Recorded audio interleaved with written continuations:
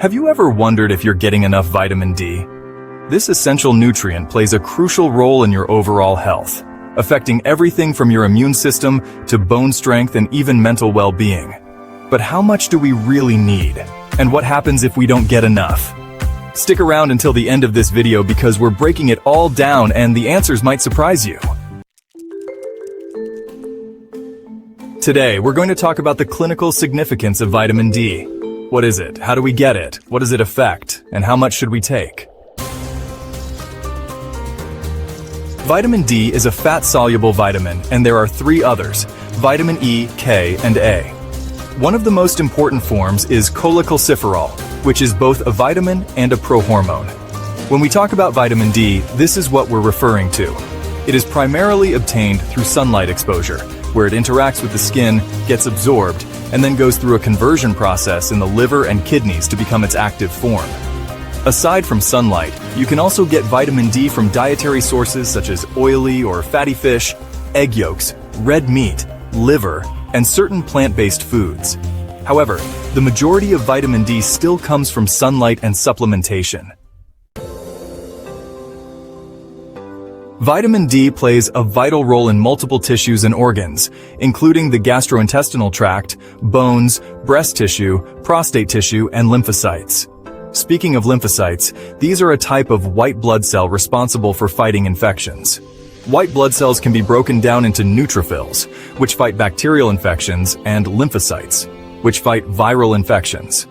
Since vitamin D influences lymphocyte function, it can enhance the body's ability to fight off viral infections like influenza, colds, and even COVID-19.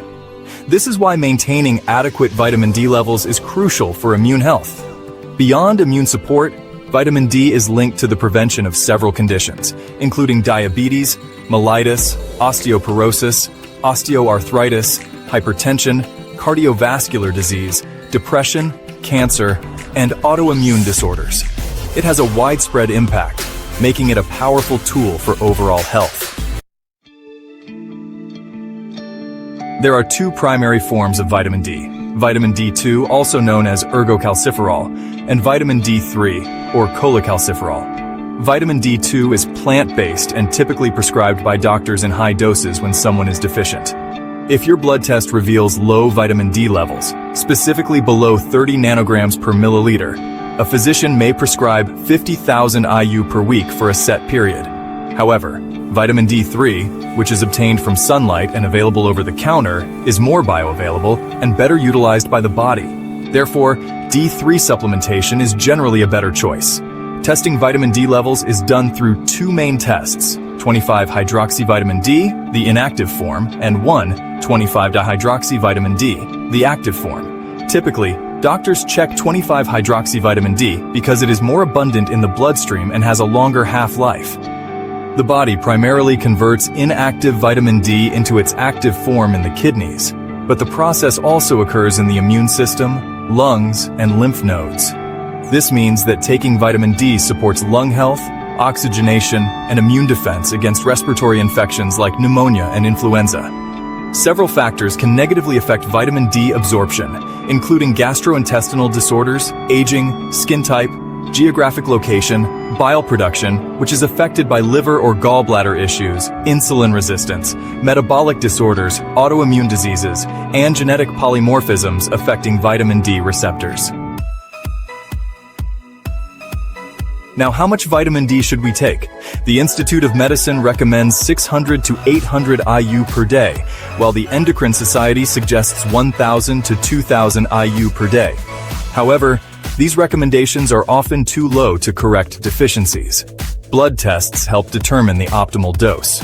Lab ranges suggest a healthy vitamin D level falls between 30 to 100 nanograms per milliliter, but many experts recommend aiming for 60 to 80 nanograms per milliliter.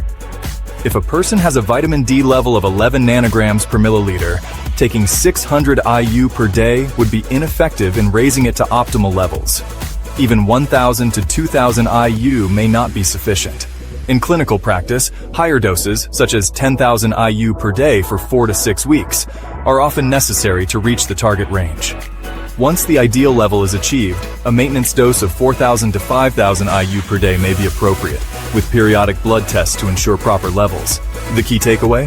Not everyone absorbs or utilizes vitamin D the same way, making testing essential for proper supplementation.